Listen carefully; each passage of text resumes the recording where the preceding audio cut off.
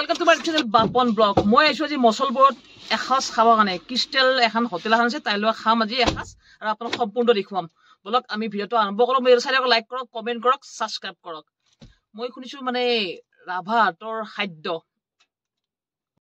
এইটো আজি আমাৰ দুপৰীয়াৰ আহাৰ। এইটো হ'ল আপোনাৰ মছলবোৰ আছে হোটেলখন আপোনাৰ স্পেচিয়েল মানুহ আমাৰ মেধি। এনে মেধিবিলাক আগতে খাই গৈছে আপুনি মেধি।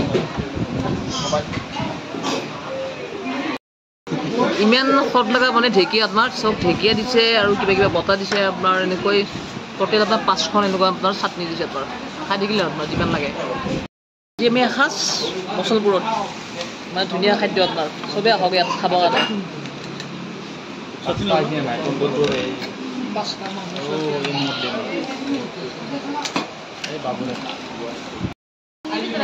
মানে কি সোৱাদ লগা লাগছে আপোনাৰ। মানে আজি প্ৰথমবাৰ আহিছোঁ আমি হোটেল এখনত।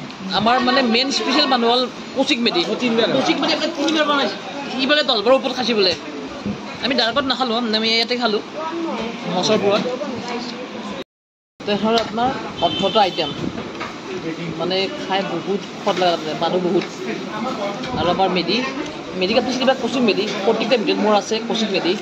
সি শামুক লৈছে মাছডলি দি এইটো মেধি। সি মানে ৰ'ব পৰা নাই, ইমান খাইছে। কপালৰ লগ মোটামুটি 3 প্লেট গাহৰি, 2 প্লেট শামুক আৰু পল পকা। এইটো গোপালে মানে খাই থাকিব পৰা নাই, ইমান খাইছে। আৰু যোনটো গোপালৰ বৰ্তাকা আছে এইটো তাৰমানে গাহৰি এনেকুৱা খাইছে ন আপোনাৰ কি ক'ব আৰু একো ৰাখিব নোৱাৰে। শামুখে মাৰি আছে চুই চুই।